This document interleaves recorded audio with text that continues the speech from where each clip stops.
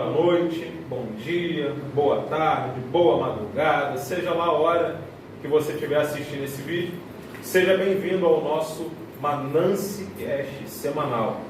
Hoje, especificamente, nós não estamos transmitindo ao vivo por conta de falhas na nossa internet local, mas conforme foi combinado, o nosso podcast de hoje ele está sendo gravado.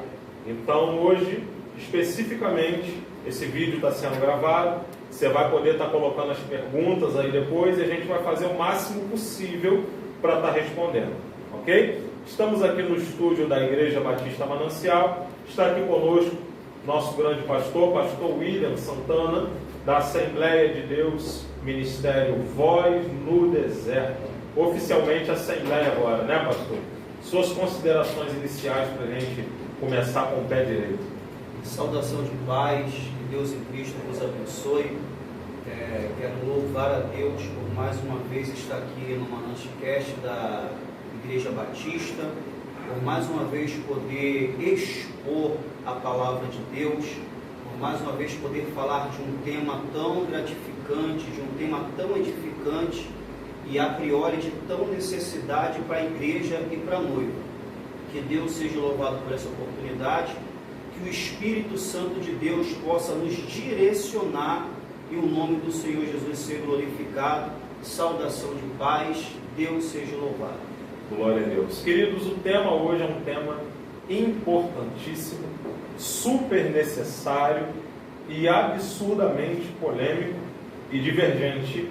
Não que a Bíblia seja divergente, mas com opiniões divergentes, dependendo do tipo de escola, dependendo do tipo de instrução bíblica. Hoje nós iremos falar sobre o livro do Apocalipse, que é apenas uma parte da escatologia, né, pastor William? Nós tivemos um podcast falando de escatologia e foi proposto que o pastor William voltasse aqui para que nós continuássemos esse tema, e foi proposto também que nós fizéssemos um tema específico do livro de Apocalipse. Bom, pastor William, já que foi mencionado aqui sobre visões, eu acho isso muito necessário, antes da gente iniciar, nós classificarmos aqui, antes da gente entrar no livro de Apocalipse, a gente especificar quais são as visões e quais são as diferentes interpretações que nós temos dentro desse livro. Pastor William, fica à vontade. Glória a Deus.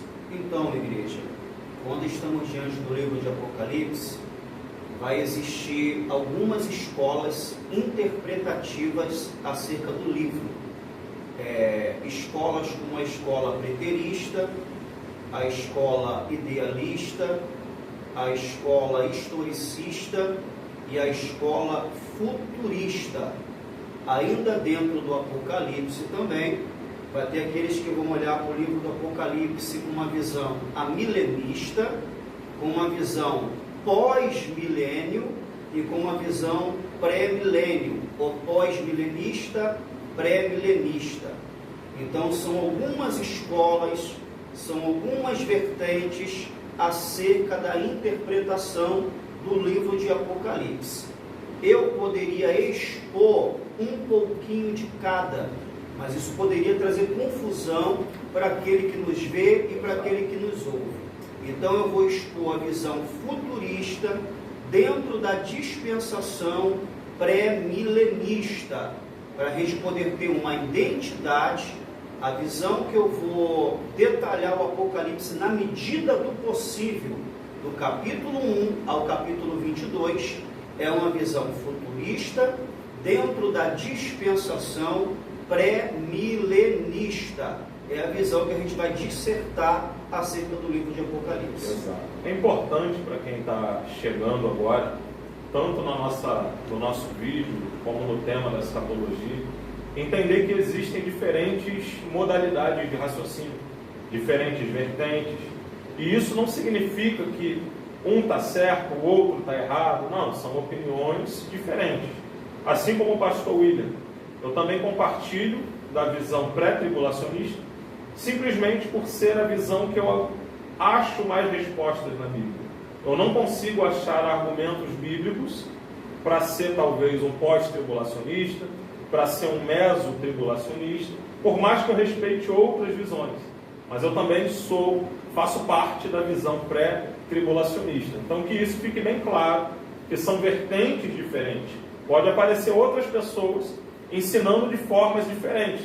E não significa que elas estão erradas, significa que elas tiveram uma instrução diferente. Então nós estaremos trabalhando esse podcast em cima daquilo que nós acreditamos que é a visão pré-tribulacionista e a visão futurista do assunto. Ou seja, cremos que os acontecimentos, em parte, a maior parte do livro de Apocalipse se trata no futuro. Ok? Então, pastor William, para a gente começar, o livro do Apocalipse nós sabemos que foi escrito pelo apóstolo João, dentro da ilha de Patmos, naquele momento onde ele foi colocado lá, numa tentativa dos romanos de bloquear a palavra de Deus, de bloquear as cartas, enfim. Eu gostaria que você contasse para a gente um pouco a história do livro do Apocalipse, por que ele foi escrito, como que ele foi escrito, em que época que ele foi escrito. Eu acho que é interessante falar um pouco sobre isso também, antes da gente adentrar na história. Glória a Deus. Então, amados, o livro do Apocalipse, como foi dito pelo pastor Vanjo, ele é datado da data de 90 a 95, ok? Antes da virada do primeiro século. Então, dentro ali do primeiro século, na data de 90 para 95, provavelmente é uma posição majoritária, a maioria dos teólogos, a maioria das pessoas que interpretam o Apocalipse, 70% ou 80%, todos estão num bom senso acerca dessa data. Ano de 90 a 95, antes da virada do primeiro século. Data esta, que é a gestão de um imperador chamado Domiciano. Domiciano, esse imperador de Roma, a qual levanta uma grande perseguição contra a igreja, uma grande perseguição contra os seguidores de Cristo, uma grande perseguição para aqueles que professavam a fé. Então Domiciano, como também os outros imperadores que antecederam, como Nero, como outros demais, General Tito no ano 70, então que antecederam esse imperador Domiciano, da mesma forma há uma grande fúria acerca do Evangelho, acerca do cristianismo. Nessa data de 90 para 95, antes da virada do século, o apóstolo João é o último apóstolo vivo, ok? É importante frisar isso, que todos os demais apóstolos, até o apóstolo Paulo, que veio depois de João, ele veio a morrer na data ali de 67 a 68, se não me falha a memória, no governo de Nero. Enfim, o apóstolo João, ele é o último apóstolo. Sabemos que João estava debaixo de uma palavra, a qual está relatado no seu próprio livro que ele escreveu, que é o Evangelho de Jesus Cristo, segundo escreveu o apóstolo João, capítulo 21, aonde ali Jesus faz uma promessa para ele, acerca da vinda do reino, acerca de uma aparição particular. Ele coloca João debaixo dessa condicional, e essa condicional vai se cumprir no livro de Apocalipse, para ser sucinto, para ser objetivo.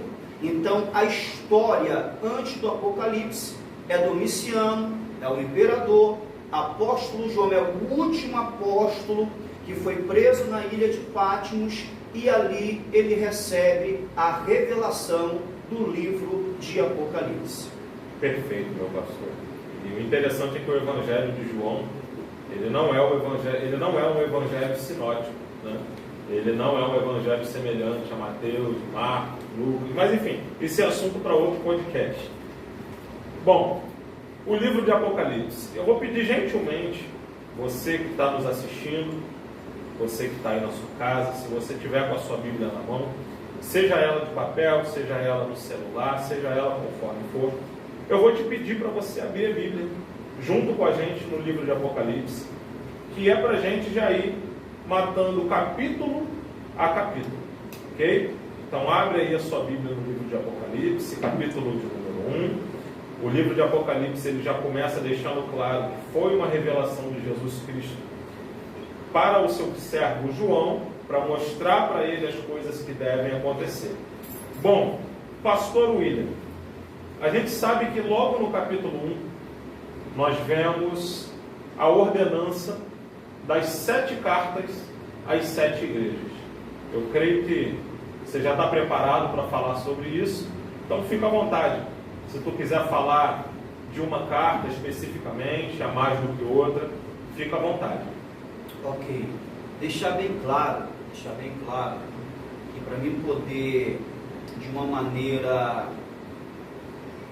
maneira acadêmica eu expor o Apocalipse, seria no mínimo 22 horas, ok? Porque o Apocalipse tem 22 capítulos, cada capítulo dentro de uma hermenêutica, dentro de uma exegese, dentro de uma construção textual. Eu levaria no mínimo uma hora para cada capítulo. Como tem 22 capítulos, eu precisaria de 22 horas para poder expor o Apocalipse. E a gente vai tentar fazer isso de uma maneira sucinta, de uma maneira sintética, de uma maneira objetiva, resumindo. Qual é a minha intenção, Vanjo? Qual é a minha intenção? Sabemos que muitas pessoas são leigas. Muitas pessoas têm um conhecimento limitado. Conhecimento limitado, primeiro, por falta de se esforçar, e segundo, por falta de recurso. Então, a minha proposta para esse podcast, a minha proposta para essa exposição do livro de Apocalipse, é para aqueles, Vange, que quando olha para o Apocalipse, o cabelo cai. Sim. Quando olha para o Apocalipse, a sobrancelha arrepia. Quando olha para o Apocalipse, tem pavor. E às vezes, por não ter um recurso de conhecimento, vê o livro de Apocalipse como se fosse algo apocalíptico, né? Difícil de se interpretar. Então eu sucintamente, eu vou resumir para quando você assistir, para quando você ouvir e você olhar no Apocalipse, você saber os acontecimentos, você saber os pontos fundamentais e você ter no mínimo um conhecimento à parte para poder entender o livro de Apocalipse. Não tem como eu fazer do capítulo 1 ao capítulo 22 Exato. Em 1 hora e 1 hora e meia. Exato. Okay? Deixa eu só aplicar uma correção na minha fala, né? Eu comecei dizendo sobre o primeiro capítulo, a carta às 7 igrejas. Na verdade, o que eu queria dizer é as primeiras instruções, porque o capítulo número 1, na verdade, é onde Cristo se revela para João, chama ele através da visão, e a carta às 7 igrejas, na verdade, elas começam no capítulo 2. Pastor William, existem visões diferenciadas sobre esse assunto? Talvez você possa falar com a gente isso um pouco mais. Existe uma linha de raciocínio, até dentro do pré-tribulacionismo mesmo, que acredita que essas 7 igrejas, elas são uma espécie de cronograma e uma tipologia da igreja de Cristo. Deixa eu te dar um exemplo. Eles citam essas 7 igrejas como se Deus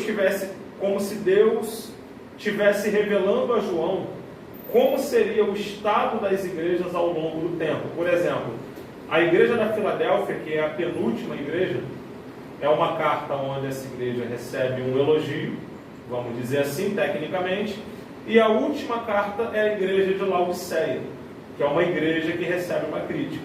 Então existe uma linha de raciocínio dentro da escatologia que acredita que essas cartas se referem às igrejas dos anos que viriam, referente a João. Por exemplo, a igreja da Filadélfia seria a igreja do último século, onde nós tivemos grandes avivamentos, como o avivamento de John Wesley, até o avivamento da Rua Azusa, e a igreja de Laodiceia seria a igreja dos nossos dias. Não sei se eu estou sendo muito claro no que eu estou falando e se tu está me entendendo, mas existem pessoas que têm esse tipo de visão. É essa a nossa visão? A sua visão seria essa? Deixa eu só fazer uma aplicação.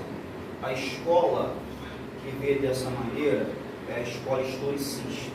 Boa. Dentro da escola historicista, qual é a visão? Qual é o panorama?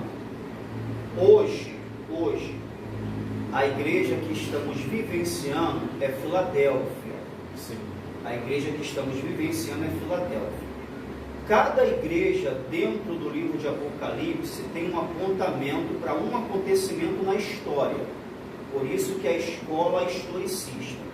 Não tem como eu lembrar os acontecimentos, né?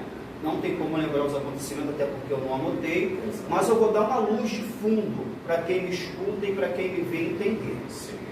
Quando fala de Sardes, a Bíblia vai dizer que havia pessoas que andavam de branco com Deus. Alguns estavam se corrompendo, mas há em Sardes aqueles que ainda andam de branco comigo. Essa igreja é apontada para o tempo da igreja protestante, aonde tinha Lutero, que é o principal da reforma, sim, e 3 antecedeu Lutero, que agora me fugiu a memória, tem o Savarola, tem o João alguma coisa e outro camarada que antecederam Lutero. As pessoas frisam muito em Lutero, na reforma protestante, sendo que 3 bispos antes de Lutero antecederam tentando fazer a reforma.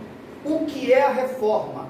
Pegar a palavra de Deus, pegar a Bíblia do Senhor e apresentar para o povo, porque a Bíblia só era para os papas, a Bíblia só era para os bispos. Então eles ensinavam aquilo que queriam ensinar, eles aplicavam aquilo que queriam aplicar, e o povo, por ser indouto, por falta de conhecimento, aprendia de maneira errada.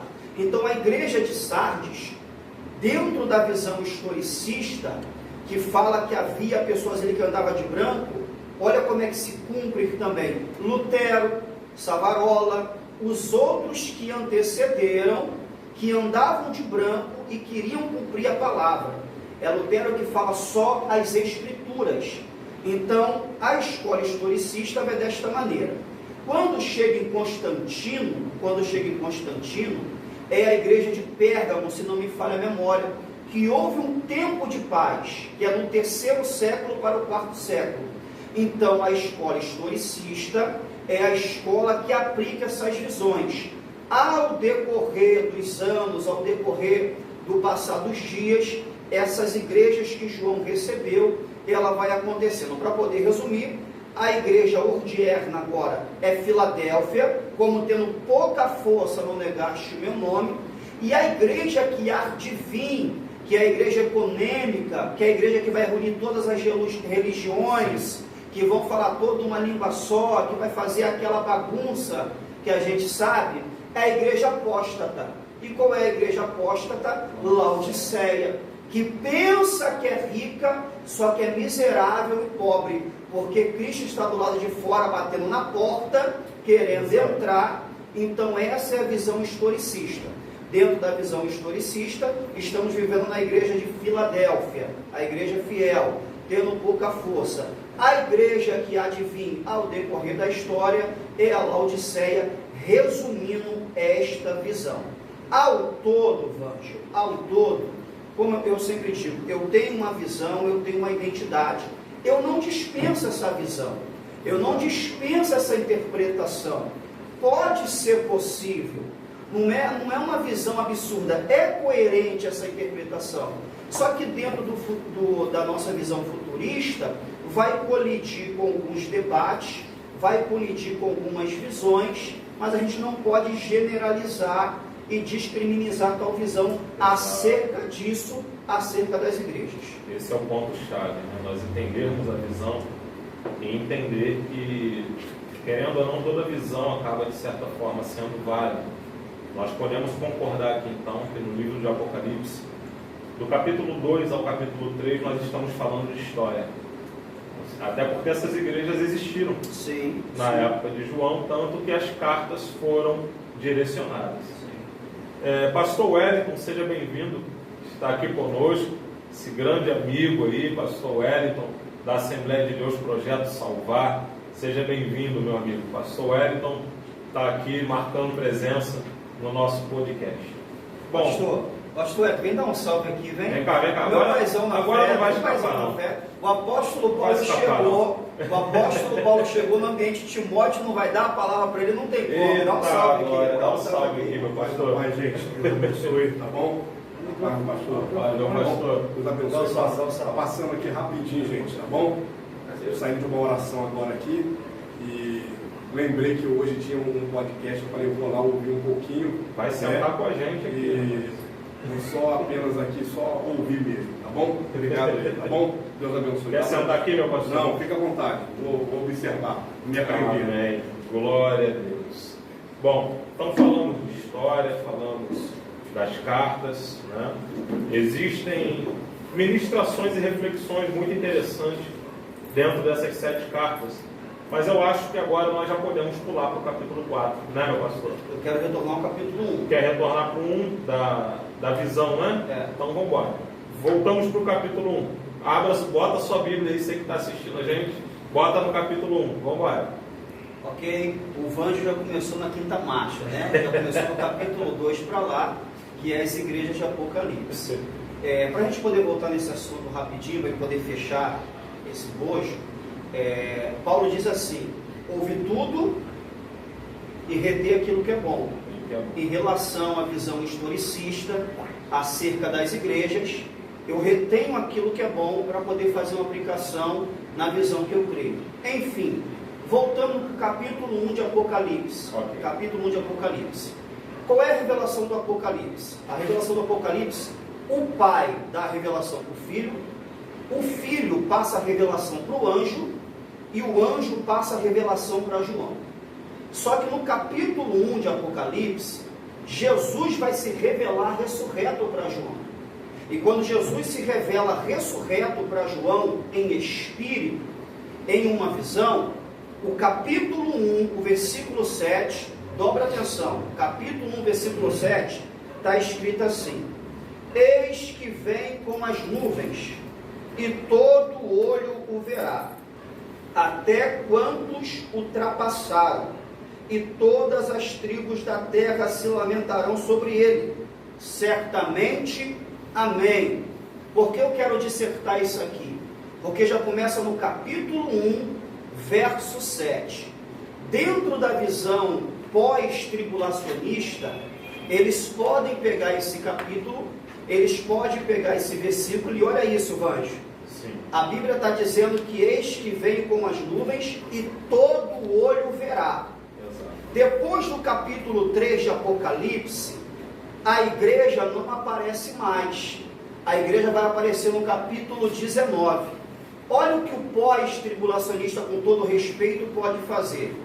Olha o que o pós pode fazer. Peraí, se no capítulo 1 de Apocalipse, versículo 7, ele vem nas nuvens e todo olho verá, e depois da grande tribulação, no capítulo 19, a igreja está vindo, o arrebatamento é depois da grande Tribulação.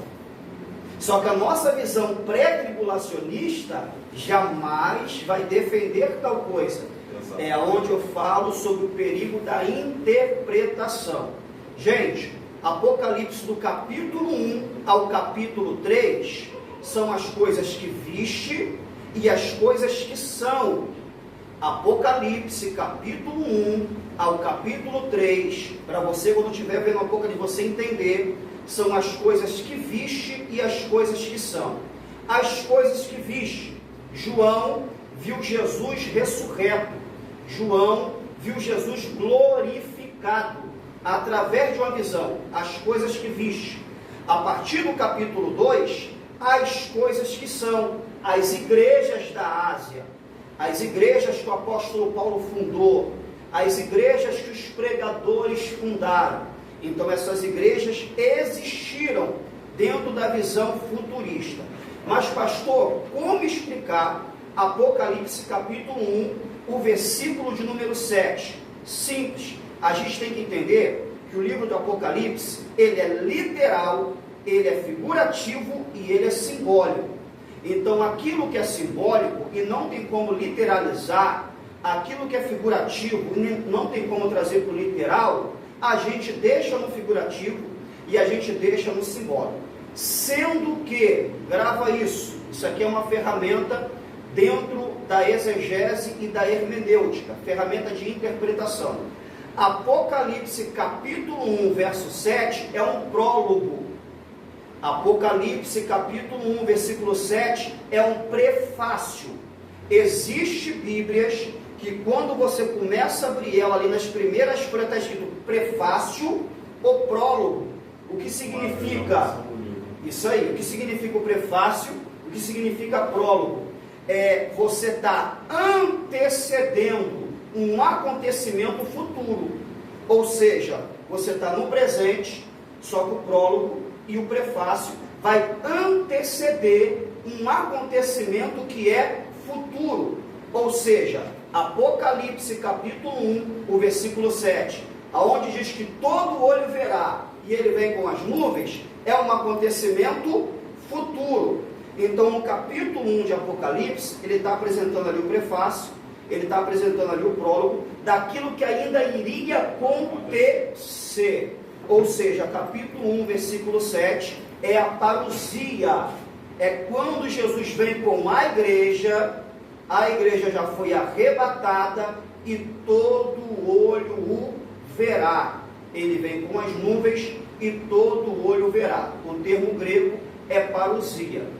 Então, quando alguém te indagar acerca do arrebatamento, quando alguém te indagar acerca de ser pré-tribulacionista, o arrebatamento ser antes da grande tribulação, e apresentar Apocalipse capítulo 1, o versículo 7, aonde é a parousia, essa é a explicação. É um prólogo, é um prefácio, é onde a Bíblia, dentro da literatura, está apresentando no presente um acontecimento futuro. Perfeito. Você que está assistindo a gente aí, presta muita atenção em tudo que está sendo falado, porque muitas pessoas têm muitas dúvidas em relação às ordens dos acontecimentos que o Apocalipse descreve. Então é interessante a gente entender essa parte de prólogo, essa parte de apresentação do livro. Pastor William, então agora podemos ir para o capítulo 4? Não. Não? Não. Então continua. Então, aí no capítulo 1, versículo 19, pastor Wellington, que está aqui do Projeto Salvar, pastor Isabel, minha esposa, pastor Vanjo, no capítulo 1, versículo 19, está a chave do Apocalipse. Está a chave de você entender o Apocalipse, para a gente começar a desfolhar os capítulos e a gente encerrar. Marca na sua Bíblia aí, Apocalipse, capítulo 1, versículo 19. A chave interpretativa para você compreender o Apocalipse. Escreve, pois, as coisas que viste, as que são e as que hão de acontecer depois dessas. As coisas que viste, o Cristo glorificado. As coisas que são, capítulo 2, as 7 igrejas da Ásia. E as coisas que depois dessas hão de acontecer. Então, a chave para você interpretar o livro de Apocalipse de uma maneira coerente e correta é Apocalipse capítulo 1, versos de número 19. Marca na sua Bíblia aí, crente. Apocalipse capítulo 1, verso 19. Se não entender isso, você não vai entender o livro do Apocalipse. Ok? E agora? Agora vamos. Bom, então já falamos da apresentação do livro, já falamos um pouquinho também das 7 cartas. Eu estou insistindo aqui porque eu estava doido para chegar a essa parte. Eu amo quando chega o capítulo de número 4 e João escuta aquela voz, vem, meu Deus do céu, eu acho isso lindo. Então, já abre a sua Bíblia aí no Apocalipse, capítulo de número 4, verso de número 1. Então, depois das 7 cartas, ele vai receber já a sua próxima visão. E aí ele já começa no verso 1 dizendo: depois dessas coisas, olhei e eis que não somente uma porta aberta no céu, como também a primeira voz que ouvi, como de trombeta, ao falar comigo, dizendo, sobe. Tem algumas Bíblias que a versão está vem. Eu acho muito bacana. Dizendo, sobe para aqui, e te mostrarei o que deve acontecer depois dessas coisas. Pastor William, curto e grosso, o que significa esse sobe para cá? O arrebatamento. Eita glória. Ok? É uma pré-figuração do arrebatamento da igreja. O que antecede o capítulo 4 do livro de Apocalipse é o capítulo 3. No capítulo 3, o verso 10 está escrito: como tendo pouca força, não negaste o meu nome, guardaste a minha palavra. Exato. E eu te guardarei do dia, da hora, da provação que há de vir sobre a terra. Então, em Apocalipse capítulo 3, o verso 10, vai ter um verbo ali grego, que é o ek, que significa guardar dentro ou tirar para fora. Exato. Nós cremos na vertente de tirar. A igreja é arrebatada. A promessa de Cristo para a igreja de Filadélfia é de tirar ela da hora, não é na hora, é tirar da hora da provação que há de vir. Então entendemos que antes de vir a grande tribulação, a igreja é tirada, a igreja é arrebatada. Só que a gente tem que ser honesto. O verbo grego ali, ek, também significa guardar dentro. Só que quando chega no capítulo 13 de Apocalipse, se não me falha a memória, o anticristo persegue os santos e vence os santos. E eu não posso crer que a igreja vai ser vencida pelo anticristo, porque a igreja é vitoriosa. Ora, Jesus não garante isso. No livro de Mateus capítulo 16, essa é a minha igreja, e as portas do inferno não prevalecerão contra ela. Ou seja, o anticristo, o falso profeta, seja lá o que for que tiver na grande tribulação, não tem como vencer a igreja. É por isso que cremos que no capítulo 3 de Apocalipse, no versículo 10, a igreja é tirada, a igreja é guardada, a igreja é arrebatada. E o termo grego aqui é harpazo, que significa rápido, tirar da força. Parousia, aparição para todos. Harpazo, rápido, tirar com força. Então no capítulo 3, verso 10, pastor Vanjo, pastor Web, a igreja é arrebatada. É por isso que no capítulo 4 de Apocalipse, João escuta, sobe para cá. E João, ele significa o quê? A igreja. Outro detalhe fundamental: se João significa a igreja, e o livro de Apocalipse, João está preso na ilha de Patmos, e na ilha de Patmos tinha outros presos, mas a Bíblia só relata João tendo contato com Cristo, o arrebatamento é só o noivo que vai ter contato com a noiva. O mundo não vai ver, o mundo não vai por glória, o mundo não vai ouvir. O arrebatamento é algo particular, exclusivo para a igreja. É por isso que tinha outros presos com João na ilha de Patmos, mas só João viu, mas só João ouviu, e só João subiu. No capítulo 4 é o arrebatamento. Glória a Deus. É importante nós falarmos disso, porque já existe uma outra visão, que são os mesotribulacionistas. Eles não têm a mesma fé que nós temos, mas eles também acreditam que a igreja é tirada e é poupada dentro da tribulação. No meio. Por que tem essa visão? Porque eles falam sobre Noé ter sido tirado no dilúvio e não do dilúvio. Porque fala-se de Daniel ter sido tirado dentro da fornalha e não poupado da fornalha. Só que isso não se aplicaria em Apocalipse, por conta de vários fatos, inclusive da alma dos que foram decapitados debaixo do altar. Ou seja, se eles fossem poupados na tribulação, João não teria como ver eles mortos, né? Até o ponto dele falar, eu vi a alma daqueles que foram mortos na grande tribulação. Ou seja, então não foi poupado. Ou foi poupado, ou foi morto. Bom, vamos continuar aqui o capítulo 4. E esse que se acha sentado é semelhante no aspecto à pedra de jaspe, de sardônio, e ao redor do trono há um arco-íris semelhante no aspecto à esmeralda. Ao redor do trono há 24 tronos, e assentados neles 24 anciãos vestidos de branco, em cujas cabeças estão coroas de ouro. Do trono saem relâmpagos, vozes e trovões. Diante do trono ardem 7 tochas de fogo, que são 7 Espíritos de Deus. Há diante do trono um como mar de vidro, semelhante ao cristal, e também no meio do trono e à volta do trono 4 seres viventes cheios de óleo, por diante e por detrás. O primeiro ser vivente é semelhante ao leão, o segundo semelhante ao novilho, o terceiro tem rosto como o de homem.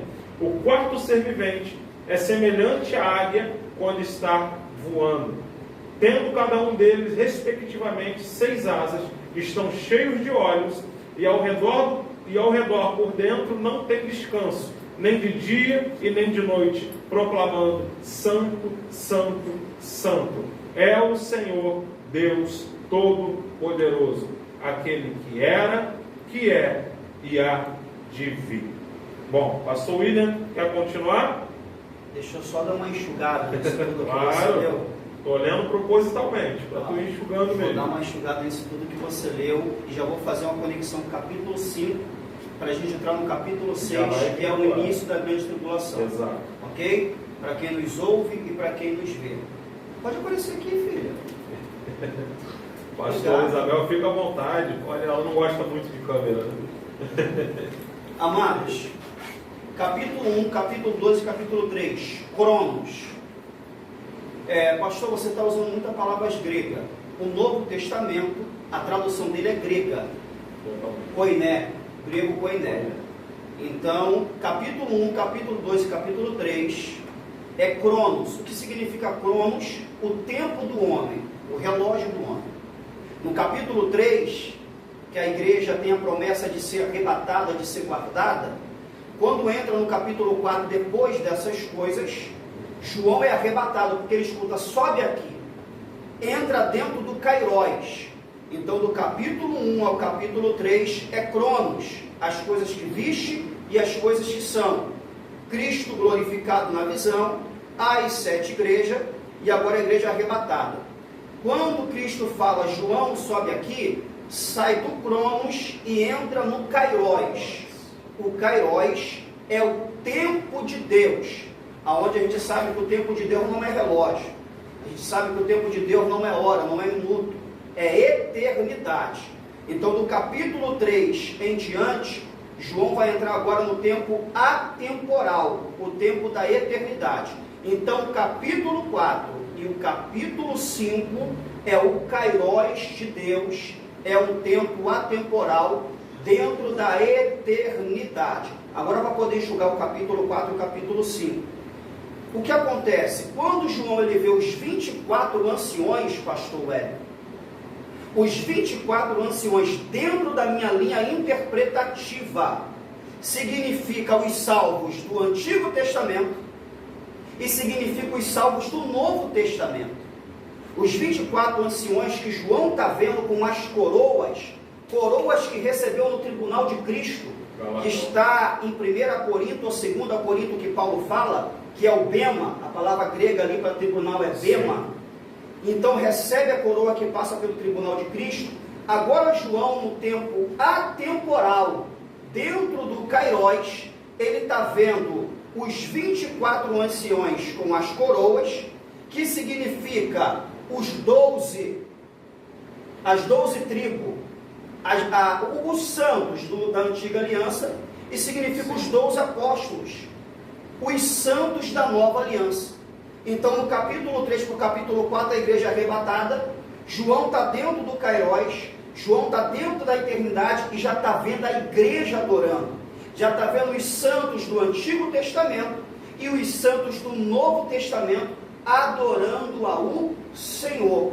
É a prova cabal que a igreja é arrebatada antes da grande tribulação. Lembrando que eu falei que eu ia falar de uma maneira para quando você olhar o Apocalipse você entender. Capítulo 1, capítulo 2, capítulo 3, Cronos, já aconteceu. O capítulo 1, versículo 7, é prólogo, é prefácio, que está falando daquilo que vai vir em futuro, que ainda vai acontecer.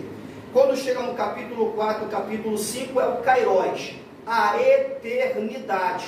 Então, no capítulo 4 e no capítulo 5, João já está vendo a igreja, o santo do Antigo Testamento e o santo do Novo Testamento adorando ao Senhor com as coroas que recebe no tribunal de Cristo. É por isso que no capítulo 6 começa o quê? A grande tribulação. Exato. Só uma colocação, tá? Pastor William falou muito bem de coroas que foram adquiridas, ou melhor, conquistados, podemos dizer assim. O tribunal de Cristo, que no grego é o bema. Tribuna e tribunal são duas palavras que têm quase o mesmo significado. Mas essa palavra bema, ela era uma palavra muito comum naquela época, porque nas Olimpíadas romanas era a tribuna onde ficava a comissão de arbitragem.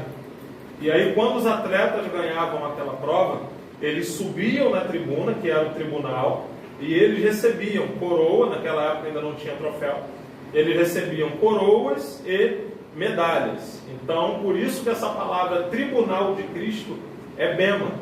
É a tribuna aonde vai ficar o árbitro dessa grande competição que nós estamos vivendo hoje, que é a nossa carreira da fé, que é a nossa vida. E aí ali, esse é o tribunal da igreja, que não é um tribunal de condenação, como a gente conhece, né? Aquele do juiz que bate o martelo. Esse tribunal não. Esse tribunal é o de recompensas, é o bema, é o tribunal, a tribuna, aonde fica a arbitragem. Muito maravilhoso, né? Lindo de João, vê os 24 anciãos com o quê? Com as coroas. Com as coroas que eles ganharam. Que dentro da Bíblia não tem como dissertar, agora são 5 coroas. Coroa da justiça, etc, etc e etc. Isso. Entra no capítulo 6, começa a grande tribulação. Exato. Eu quero aproveitar, o pastor William falou de coroa. Nós temos uma apostila de escatologia, a gente vai estar disponibilizando para 5 pastores que entrarem em contato conosco. Vai ter que ser um contato pessoal. Nós inclusive já conversamos sobre isso. Ela não pode ser divulgada agora, porque tem um mistério aí por trás que foi revelado, né? Mas por isso ela não pode ser divulgada agora. Vai vir um livro aí, entreguei, vai vir um livro. Mas os 5 pastores que entrarem em contato conosco vai estar recebendo essa apostila. E dentro dessa apostila estão as coroas para cada encargo que essa pessoa exerceu na face da terra. A coroa de ouro, a coroa de... Enfim, justiça. Cada coroa da justiça, está tudo especificado dentro da apostila. Coisa linda. Então, os 5 primeiros vão estar recebendo essa apostila após uma conversa que tiver com a gente aí. Tá bom? Pastor William, é que eu amo muito esse assunto de tribunal, esse assunto de recompensa. Não tem como não falar de Paulo na finalização do livro de Timóteo. Combati o bom combate, acabei a carreira, guardei a fé. E agora eu vou receber a coroa que está disponível. Meu Deus, é lindo demais, gente. A palavra de Deus é maravilhosa. Bom, então vamos falar, pastor William já deu um pequeno spoiler. Capítulo 6, a abertura dos selos. Ou, para bom entendedor pré-tribulacionista, o início da grande tribulação. Quer que eu leia, pastor? Para a gente entrar? Pode ler. Vamos lá? Apocalipse capítulo 6, verso de número 1.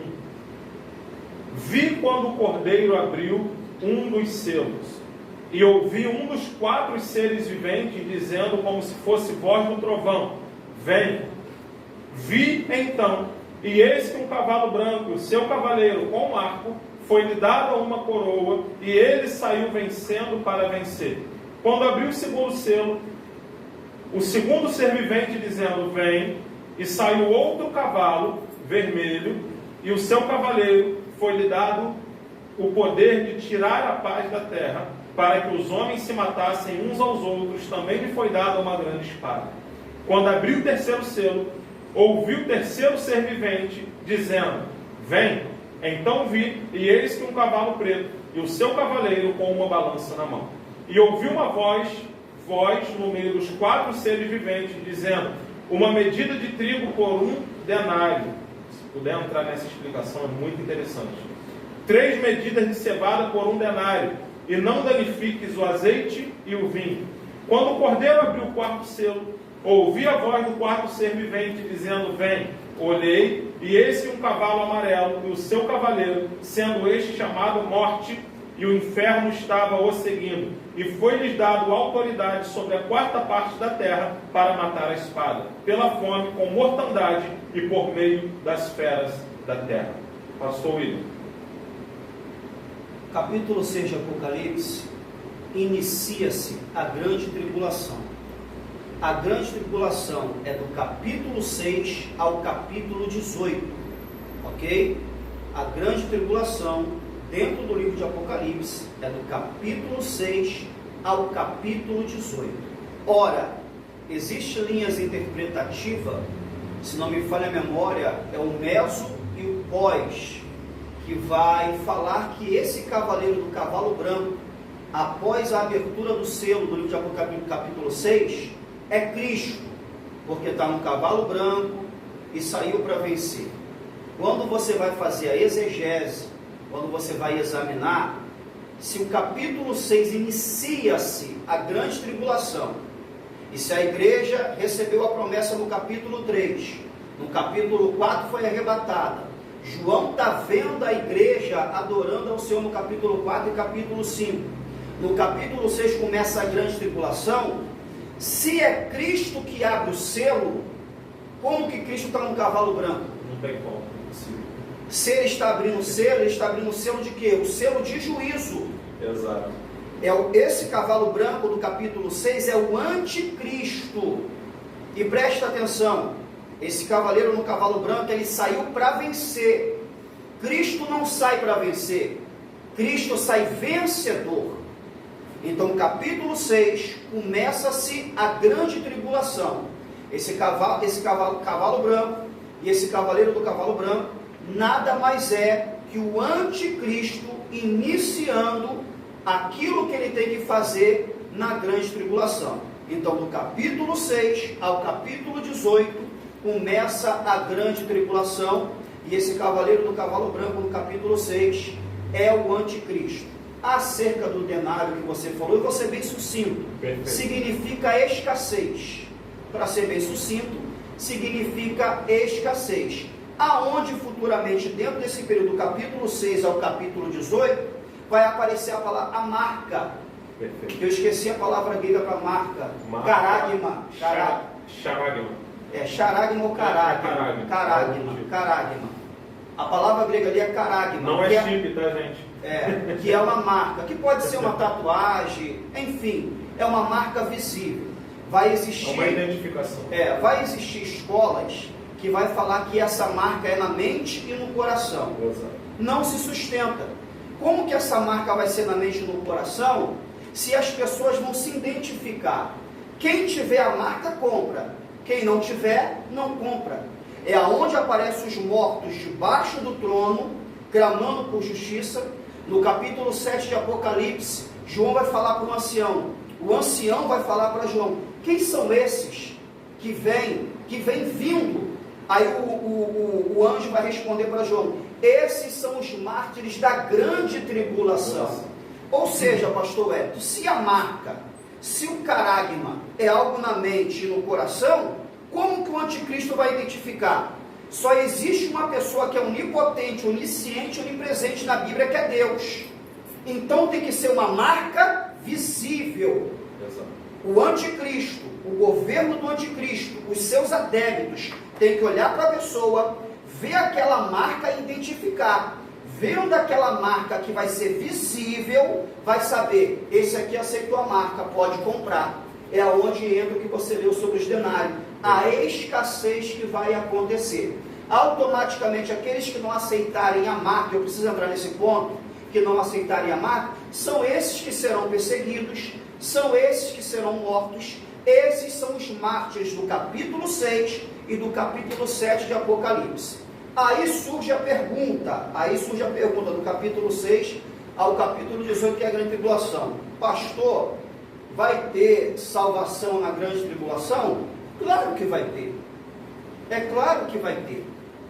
Vai ter gente, pregação, com espada de fogo saindo da boca. Então, olha isso aqui. Vão ter três vertentes de pregação. As duas testemunhas vão pregar. Exato. Os 144 mil vão pregar. O que eu estou falando é dentro do capítulo 6 ao capítulo 18. E 3 anjos estão voando. E um anjo anuncia o evangelho eterno. Se não me falha a memória, ou é a carta aos Hebreus, ou é Corinto, que vai relatar algo parecido que os anjos queriam pregar. Só que essa autoridade foi dada aos homens. Dentro da grande tribulação, o anjo vai pregar. E não é uma pregação como a gente prega hoje. não haverá misericórdia como a gente prega hoje. Ainda vai estar na dispensação da graça. Outra coisa que eu tenho que frisar: o Espírito Santo, quando a igreja é arrebatada, o Espírito Santo leva a igreja para Cristo, leva a igreja para o tribunal, leva a igreja para as boldas, mas o Espírito Santo vai atuar dentro da grande tribulação, porque não tem como ter arrependimento sem aquele que tem o poder para convencer o homem do pecado. Então, como é que o Espírito vai trabalhar na grande tribulação? Como ele agia na antiga aliança. O termo técnico é esporadicamente. Na nova aliança, o tempo que vivemos agora com a igreja, o Espírito Santo trabalha o Espírito Santo trabalha dentro da grande tribulação. O Espírito Santo vai atuar como ele atuava na antiga aliança, aí vai usar os 144 mil, vai usar as duas testemunhas, o Espírito que ressuscita as duas testemunhas, e os anjos que vão estar pregando, que vão estar anunciando o Evangelho eterno. Então isso tudo acontece do capítulo 6 ao capítulo 18, que é a grande tribulação. Exato. Só para não ficar para trás, você que nos assiste aí, denário, só para gerar uma explicação, denário era a moeda que representava um dia de trabalho. Hoje nós falamos diária, né? Você chama uma pessoa para trabalhar para você, você paga uma diária para ela. Denário era a moeda que era paga por um dia de trabalho. Então, por que o pastor William falou miséria? Escassez. Porque o anjo vem gritando, um punhado de trigo por um denário. Ou seja, você trabalhar o dia inteiro por um punhado de trigo. Por isso a escassez. Ok? Então, vamos lá, pastor. Vamos dar continuidade, porque já a gente vai completar 1 hora de vídeo. Isso aí. Capítulo 7. Vai ficar bem simples. Exato. O Apocalipse. É simplificar. E para quem quer informações mais detalhadas, o que faz? Aí tem que fazer contato. Aí tem que fazer contato. Ou senão ir lá no seminário. Ou ir no seminário de escatologia que está sendo aplicado às quartas-feiras na igreja do pastor William. Bom, vamos lá. Capítulo 7, eu acredito que é a continuação e a divisão. Vamos para o que importa. Abertura do 7º selo, capítulo 8. Já fomos também. Depois disso vem capítulo 10. Estamos tudo dentro da grande tribulação. Capítulo 11. As duas testemunhas do Apocalipse. Sei que é interessante falar sobre esse assunto. Foi-me dado um caniço semelhante a uma vara, e também me foi dito: dispõe-te e mede o santuário de Deus, o seu altar, os que nele adoram, mas deixa de parte o átrio exterior do santuário, e não os meças, porque ele foi dado aos gentios. Estes, por 42 meses, calcarão os pés da cidade santa. Darei as minhas duas testemunhas, que profetizem por 1260 dias, vestidos de pano de saco. Essas são as duas oliveiras e os dois candeeiros que se acham em pé diante do Senhor na terra. Se alguém pretende causar-lhes dano, sairá fogo da sua boca e devora os inimigos. E se alguém pretender causar-lhes dano, certamente deve morrer. Elas têm autoridade para fechar o céu, para que não chova durante os dias que profetizarem. Tem também autoridade sobre as águas para convertê-las em sangue, bem como para ferir a terra com toda sorte de flagelos, tantas vezes quanto quiser. Pastor William, as duas testemunhas. Ok, vamos eliminar algumas questões. A primeira questão que se levanta, que existem escolas que vão defender que as duas testemunhas é Moisés e Elias. Exato. Por causa dos sinais.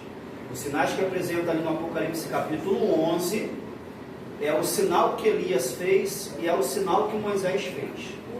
Não tem como ser Elias e Moisés. Eu vou falar de Moisés. No livro de Josué, capítulo 1, para a virada do capítulo 2, é o próprio Deus que fala com Josué. Josué, Moisés, o meu servo, é morto. Quando Deus está falando com Josué no capítulo 1, já fazia 30 dias que Josué estava de luto por causa de Moisés. Então está claro que Moisés está morto. Quando a gente lembra em Hebreus capítulo 9, verso 7, a Bíblia vai dizer que após a morte, segue-se o juízo. Após a morte não tem como retornar. Livro de Lucas capítulo número 16, quando vai apresentar a parábola que não é parábola, e não tem como eu explicar, é uma história, uma narrativa, que apresenta o rico e apresenta Lázaro. O rico pede para poder voltar. Sim. O rico pede para poder anunciar. E o que Cristo fala? Os que estão aqui não podem retornar para a vida. Então, já eliminando, não pode ser Moisés e Elias, porque Moisés não pode retornar, porque Moisés está morto, ok? Não pode ser Elias e Enoque. Existe outra vertente que vai dizer que é Elias e Enoque, porque eles foram arrebatados, eles foram translardados, melhor dizendo. Por que não pode ser Elias e não pode ser Enoque? Porque quando você lê Gênesis, Gênesis vai dizer acerca de Enoque, e Deus tomou Enoque, porque Enoque andava com Deus, para ele não experimentar a morte. Ora, se Deus tomou Enoque para ele não experimentar a morte, que sentido teria no Apocalipse capítulo 11, ser Enoque para poder morrer, porque as duas testemunhas morrem? Exato. Então, quem são as duas testemunhas? O próprio texto diz, as duas oliveiras. Pastor, o que significa as duas oliveiras? Dois judeus. Então, as duas testemunhas que Deus vai levantar dentro do período tribulacional são dois judeus que Deus vai levantar como testemunhas. Outra escola também diz que essas duas testemunhas é simbólico. A escola idealista, que o Apocalipse é tudo simbólico, é figurativo, vai dizer que as duas testemunhas, antiga aliança e nova aliança, não se sustentam, porque entendemos que se trata de duas pessoas. Então são dois judeus que eu não sei, o Vanja não sabe, ninguém sabe, só Deus sabe. Quer saber? Participa da grande tribulação. Eu não quero participar e não quero saber. E prefiro não falar o que a Bíblia não fala, né? Só acrescentando sobre a questão de Moisés, a carta de Judas também fala sobre uma batalha entre Satanás e o anjo Miguel por causa do corpo de Moisés. Então, deixa mais claro ainda de que Moisés de fato morreu. Tá bom, gente? Bom, Apocalipse capítulo 12, a mulher e o dragão. Nós temos uma linha, a Igreja Católica, inclusive, ela defende que essa mulher é Maria. Aquela mulher que estava grávida e o dragão perseguiu ela. Enfim, falamos desse capítulo? Entramos. Vamos dissertar. Misericórdia, vamos dissertar. Eu sei que é um tema polêmico, mas se quiser a gente pula para o 13. Não, mas é fundamental. Explicar ele outra hora. É fundamental. Ok. Não, do capítulo 12 a gente já vai para o capítulo 18 para o capítulo 19 fechar. Até por conta do nosso tempo também. Isso. Lembrando que a gente está dentro do período tribulacional, do capítulo 6 ao capítulo 18. Deixa eu frisar algo aqui. Estamos resumindo a grande tribulação. Isso aí. Eu falei com ele, pastor, que seria 22 horas para falar o Apocalipse. São 22 capítulos. Cada capítulo 1 hora para poder dissertar. Não tem como. Então estou resumindo para a pessoa ter uma compreensão sucinta. Aleluia. Estamos dentro da grande tribulação. Deixa eu frisar para você. A grande tribulação, os profetas do Antigo Testamento vai verbalizar como o dia do Senhor. Ok? Então a grande tribulação é o dia do Senhor. Que dia do Senhor é esse? Daniel capítulo 9, versículo 24, 25, 26 e 27. Quando o anjo chega para Gabriel e fala sobre as 70 semanas que estão determinadas sobre o povo. A gente sabe que houve um hiato, houve um intervalo. O período da igreja, o tempo da igreja, o tempo dos gentios. Então essa semana, que é a 70 semanas para poder fechar aquilo que o anjo falou para Daniel, no livro de Apocalipse, do capítulo 6 ao capítulo 18, vai se cumprir. Então essa semana é a última semana de Daniel, os irmãos que estão ali para poder entender. Capítulo 12 de Apocalipse, capítulo 12 de Apocalipse, vai falar sobre a mulher. Exato. O que acontece? A Igreja Católica, a escola da Igreja Católica, ou algumas escolas também dentro dessas que eu falei, preterista, idealista, historicista, vai apresentar Maria. A questão é a que eu sempre bato nessa tecla. interpretação e usar ferramentas interpretativas. O livro de Apocalipse, Vange, capítulo 12, pastor Hélio e pastor Isabel, é um texto parentesco. O que significa um texto parentesco? No capítulo 12 de Apocalipse fala do presente de João, fala do passado que já tinha acontecido e fala de um futuro. Para poder resumir, não pode ser Maria. Por que não pode ser Maria? Porque Cristo não veio da igreja, a igreja que veio de Cristo. Então, quando ali fala do nascimento, a gente entende que em Mateus, quando Cristo nasce, Satanás entra dentro de Herodes. Satanás, que eu falo, é um demônio, uma poção demoníaca para poder matar Jesus. O que Maria vai fazer? Ela vai fugir para o Egito.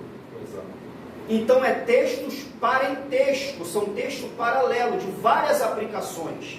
Só que a gente tem que ver a exegese correta. Por isso que eles pegam esse texto e dizem que é Maria, o menino que nasceu é Jesus.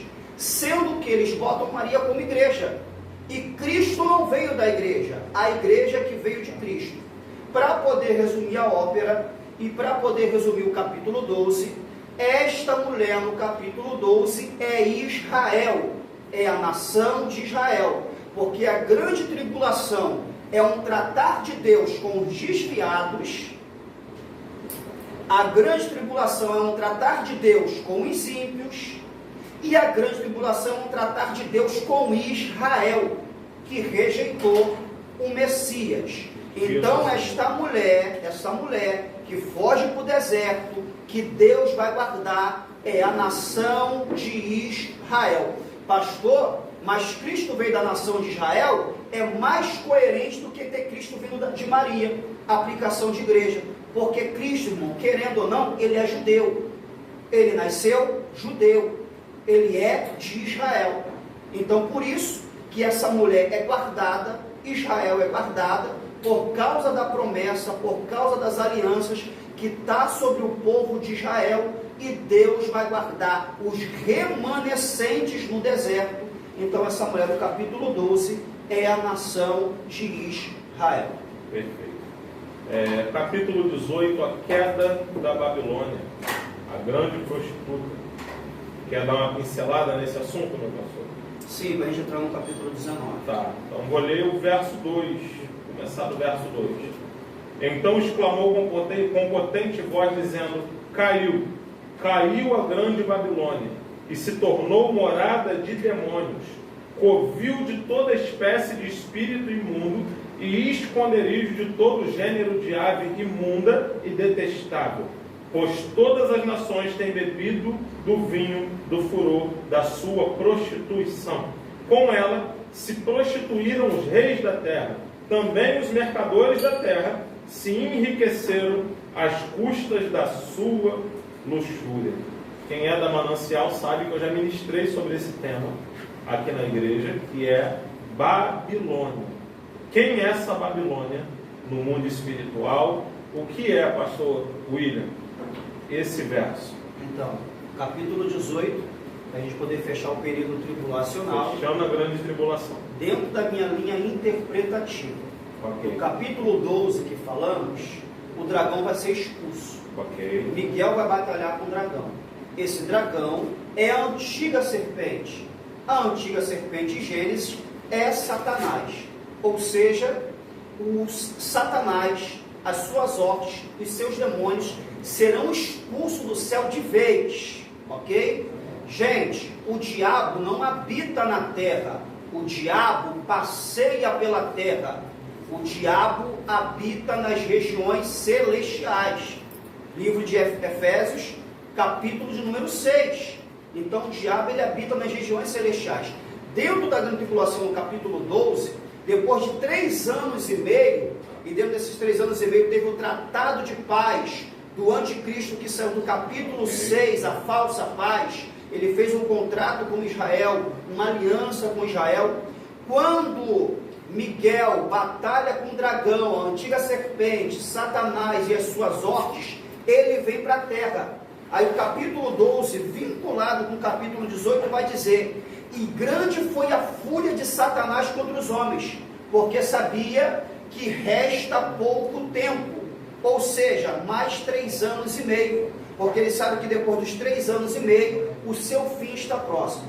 Na minha linha interpretativa, quem é essa Babilônia que cai? Quem é essa Babilônia que aparece? É a igreja apóstata, é a igreja de Laodiceia, é a igreja prostituta, é a igreja econômica que está com o falso profeta, que está com o anticristo, o falso profeta que pega as pessoas da grande tribulação para poder adorar a imagem do anticristo. Então essa Babilônia que cai é uma conjunção de Satanás, é uma conjunção dos seus demônios, é uma conjunção dessa igreja prostituta, dessa igreja econômica que vai estar todo mundo reunido, vai estar uma carnalidade só, etc, etc e etc.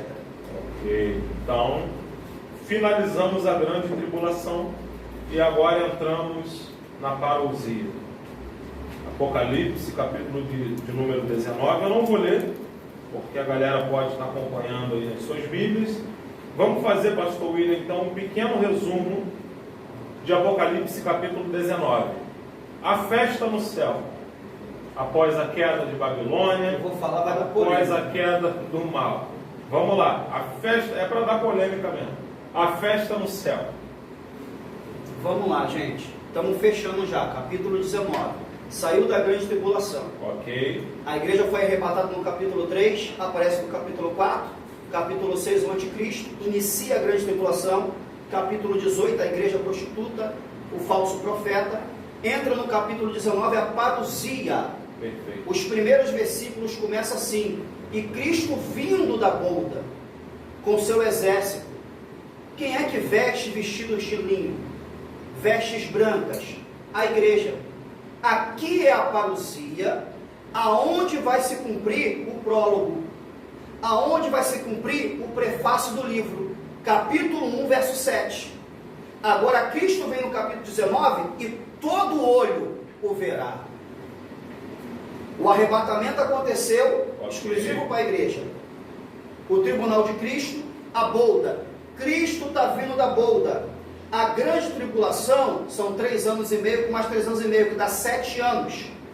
A Bíblia é escrita dentro da cultura judaica. O casamento judaico é 7 dias, uma semana de festa. Okay. Ou seja, a gente sabe que no capítulo 19, atemporal, Kairos não se conta.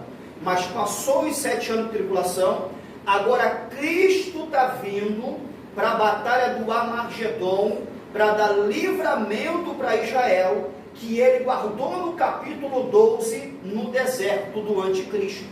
Agora, as confederações, as nações, junto com o falso profeta, junto com o anticristo, vão estar no vale de Megiddo para poder exterminar Israel. Aí vai cumprir Apocalipse 1,7, todo olho verá, até aquele que o transpassou. Quem é que transpassou Cristo? Os judeus. Aí as pessoas fazem uma aplicação, como é que pode os judeus daquele tempo transpassou Jesus? Vai ver? Aí entra Mateus capítulo de número 24, quando Jesus fala assim: essa geração não vai passar sem que todas essas coisas aconteçam. As pessoas pegam uma linha interpretativa também e dizem que tudo acabou no ano 70, porque Jesus disse que aquela geração não passaria. A palavra grega ali na geração é geneia, ou gerneia, que significa raça, que significa povo, que significa etnia. Pastor Wellington, no capítulo 24, quando Jesus está olhando para aquele povo e diz assim, ó, essa geração não vai passar, Jesus está dizendo, Hitler ele vai se levantar, vai matar 6 milhões de judeus. No ano 70, o general Tito vai se levantar, vai exterminar, vai acabar com o templo, o povo judeu vai se dispersar, a nação de Israel passa a passar, não existir, a nação de Israel no ano 70 não existe mais, passa a existir, só que ela está debaixo de uma palavra. Essa geração não vai passar sem que todas essas coisas se aconteçam. Então o general Tito destrói Jerusalém, destrói o templo, o povo judeu se dispersa para poder cumprir o que está escrito no livro do profeta Jeremias, só que a palavra de Deus está sobre a nação de Israel. Quando chega no ano de 1948, que tem aquele acordo da ONU, Oswaldo Aranha, o brasileiro, que tem aquela votação, Israel passa a existir. Porque dá vontade de falar em língua. Porque em Mateus 24 estava debaixo de uma palavra. Ainda que no ano 70 o povo se dispersou, ainda que no ano 70 Israel passou para desistir, em 1948 Israel volta a ser nação e vai cumprir o que está escrito no livro de Isaías capítulo 60, se não me falha a memória. Porventura poderá nascer uma nação num dia? Isso aconteceu por causa da palavra. Então aqui no capítulo 19, Cristo está vindo para poder cumprir aquilo que ele falou acerca da nação de Israel. Está acontecendo a batalha do Armagedon, o anticristo e o falso profeta com as nações, que são os 10 dedos da estátua de Nabucodonosor, que são as confederações, para destruir Israel. Aí vem a parousia, pastor Hélio. Os judeus que rejeitou ele, que não aceitou ele como Messias, que transpassou, vai cumprir Apocalipse 1,7, todo olho verá, vai se cumprir Apocalipse 1,7, ele veio com as nuvens, ele vai vir com a igreja. Aí Zacarias capítulo 13 e capítulo 14 vai acontecer. O Espírito vai vir sobre a nação de Israel, a nação de Israel vai se quebrantar e vai reconhecer Jesus como Messias.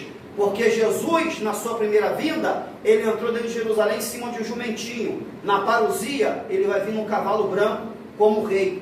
Por isso que Israel não aceitou Jesus, porque Jesus veio pobre. Jesus, abre aspas, fecha aspas, era pobre. Só que quando ele vir na parousia, ele veio como rei, com seu exército, com coroa. Israel vai ter que se dobrar. Capítulo 19. Glória a Deus. Pastor William, nós temos 5 minutinhos para a gente entrar no capítulo de número 20, 21 e 22. 20, 21 e 22. O 20 agora, Satanás é preso, inicia-se o reino milenar.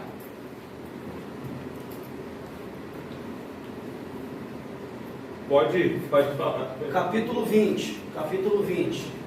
Inicia-se o reino milenar. Esse Natan é uma figura, né? Ele chegou até aqui, assustou a gente achou que era um marginal entrando na igreja. Aí, por isso que a gente travou aqui, quem está assistindo, a gente deu uma travada. Capítulo 19, a parousia, Cristo dá livramento para Israel, para os desviados e para os ímpios. Quem vai entrar no capítulo 20? Entenda, quem entra no capítulo 20? A igreja glorificada, os mártires do capítulo 6 e capítulo 7 com o corpo glorificado, para poder reinar com Cristo 1000 anos. Dentro do milênio, vai ter pessoas com o corpo glorificado, que é o corpo dos anjos, e vai ter pessoas com corpos naturais. Quem são essas pessoas com corpos naturais? Aí vai se cumprir a aliança que Deus disse para Davi, que o trono não sairia da casa de Davi. Vai se cumprir a aliança que está sobre Israel, que dominaria toda a região de Israel. Exato. Então no milênio Israel vai estar reinando com o corpo natural. Aqueles que se converteram, gente, frisa isso aqui, não entra ímpio no milênio. Tem uma visão pós-tribulação, fala que tem ímpio que entra no milênio. Defende que aquele que foi marcado, que aceitou a marca do milênio. Então o milênio é para ímpio? O milênio é para quem aceitou a marca? Não tem como. Quando Cristo vem na parousia, ele destrói todo o anticristo, o falso profeta é lançado vivo. Lançado vivo, corpo, tudo, lançado vivo no Quiena, que é o lago de fogo. Então quem vai entrar no milênio? Pessoas com corpos naturais, que é Israel, e os gentios que se converteram, e a igreja está glorificada. Cristo vai reinar de Jerusalém como a igreja, o corpo glorificado. A gente vai exercer aquilo que recebeu no tribunal de Cristo, que é poder, que é autoridade, e vai cumprir o que está escrito em Apocalipse capítulo 2, que Cristo vai reinar, que Cristo vai reger as nações com vara de ferro. Nesse período, no capítulo 20, Satanás está preso. Acaba-se os 1000 anos, Satanás é solto. Como que Satanás vai enganar quem já está enganado? Não tem ímpio no milênio. As pessoas que estão no milênio, os que estão de corpo natural, Satanás vai enganar. O Apocalipse diz que ele engana nações, no plural, para poder se levantar contra os santos. Então Satanás dentro do milênio, com pessoas naturais, mas pastor, como é que vai enganar pessoas com Cristo reinando, o reino milenar, a terra restaurada? Porque as pessoas que entram com o corpo natural dentro do milênio, está com o corpo caído de Adão. O pecado original ainda habita nessas pessoas. Então essas pessoas estão propensas a ser enganadas. A igreja com o corpo glorificado, os ressuscitados da grande tribulação, os mártires, não serão enganados. Não tem como. Agora, as pessoas que entraram com o corpo natural, é por isso que a Bíblia diz no livro de Apocalipse, que ele vai enganar nações para poder se levantar contra os santos. Só prova, pastor Hélio, o quanto o ser humano é ruim. Participou de um reino milenar, Cristo reinando, vai ter prosperidade, os animais vão voltar a ser todos domésticos, aonde está Isaías, a criança brigando com a serpente, e mesmo assim Satanás vai enganar nações para se levantar contra os santos. A Bíblia diz que cai fogo do céu, destrói Satanás e as nações que se levantou contra os santos. E nós cremos também que vai nascer pessoas dentro do milênio, né, pastor? Eu lembro que nós ensinamos aqui, se eu não me engano a gente ensinou lá na sua igreja também, que existe um princípio sobre todo ser humano. Toda pessoa tem que ser exposta ao bem e ao mal, pastor Hélio. Senão ela não consegue exercer poder de escolha para o que ela quer. Toda pessoa precisa ser exposta ao bem e ao mal para que essa escolha faça ela ter um amor verdadeiro por Cristo. Até porque a gente não tem como ter amor por obrigação, por imposição. Nós precisamos escolher amar, não é? Então, também não seria justo que pessoas nascessem sobre um domínio de obrigação em amar a Deus. Então, por isso também, essas pessoas, assim como nós um dia... São 1000 anos, né? Exato. Nós um dia fomos testados. Nós um dia estávamos no mundo e nós escolhemos vir para o lado de Cristo. Então, é injusto que nascessem pessoas que não teriam esse poder de escolha. Então, guarda isso na sua mente, querido. Todo ser humano, para ter justiça, ele precisa ser exposto ao bem e ao mal. E não é à toa que a Bíblia vai falar que Satanás vai enganar nações, ou seja, muita gente, dentro de um milênio, regido por Cristo. Amém? Pastor William, já vamos emendar o 21, 22, terminar, considerações finais. Amém? Vamos amarrar tudo? Vamos. E como a minha intenção aqui é ajudar aqueles que estão ouvindo, só existe 2 ressurreições, gente. Tá? Só que a primeira ressurreição tem modalidades diferentes. A gente falou sobre isso no conteúdo de ressurreição dos mortos lá, porque o pessoal levantou uma polêmica. Pastor Isabel foi líder da polêmica. Então só existem 2 ressurreições. Daniel capítulo 12. O justo vai ser ressuscitado para reinar eternamente e o ímpio vai ser ressuscitado para ser condenado.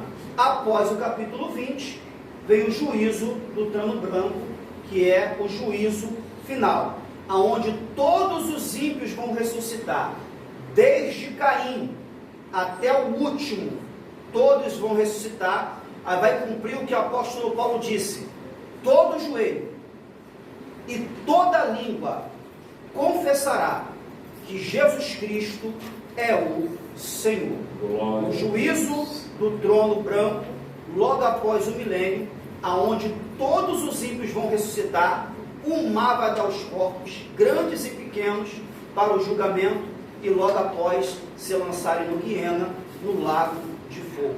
Glória a Deus. Eu já posso até sugerir um tema de podcast futuro, talvez não para esse ano a gente já está com a nossa agenda um pouco apertada, que é a doutrina de ressurreição dos mortos que a gente aplicou lá na igreja. É algo muito rico, informações maravilhosas que vão emendar.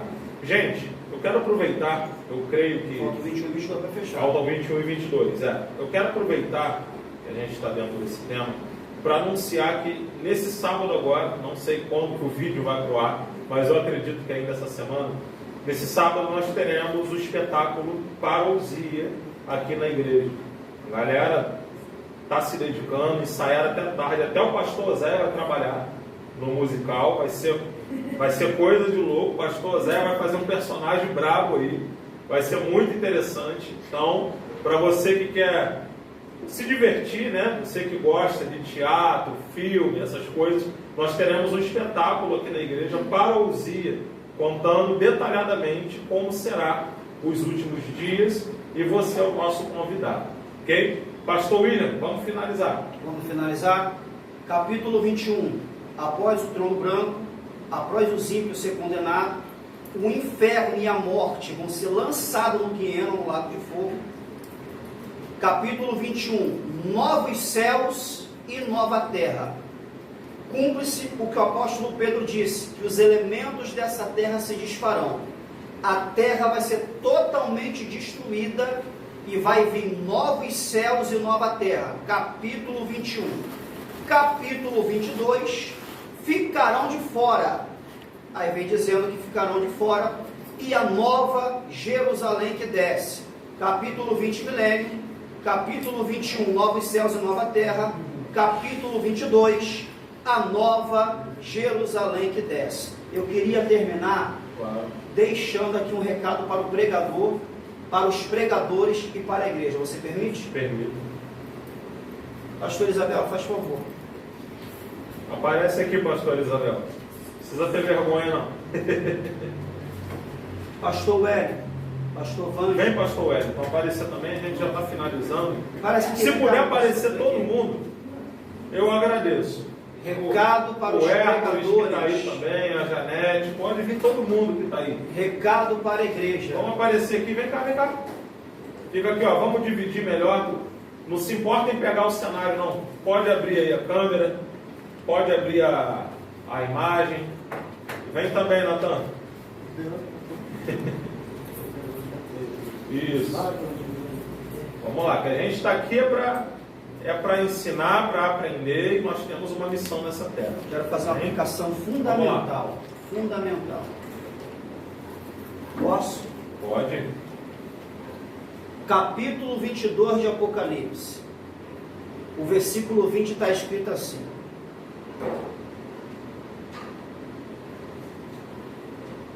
aquele que dá testemunho destas palavras afirma, com toda certeza, venho rapidamente.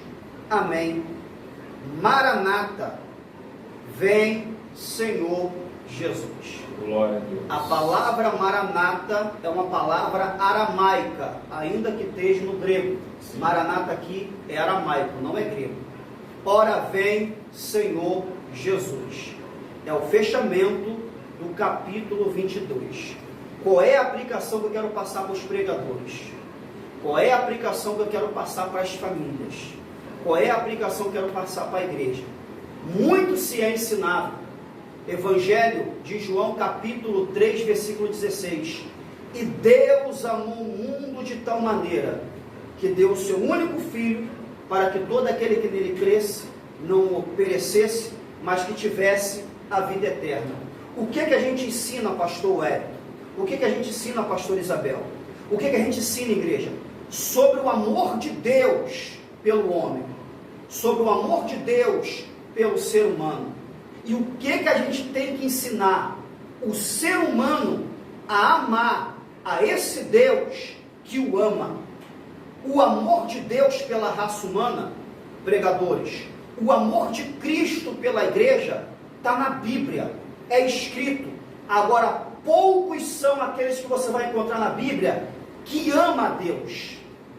Então a gente tem que ensinar ao ser humano, a gente tem que ensinar ao povo a amar a Deus, porque o amor de Deus já é incondicional. Agora, como a gente retribui esse amor, que é a questão. Então, muitos são amados por Deus, mas pelo mesmo Deus não é amado. Pastor, Deus se preocupa em saber se ele é amado quando Jesus vai restaurar Pedro. Qual é a pergunta que Jesus faz para Pedro? Pedro,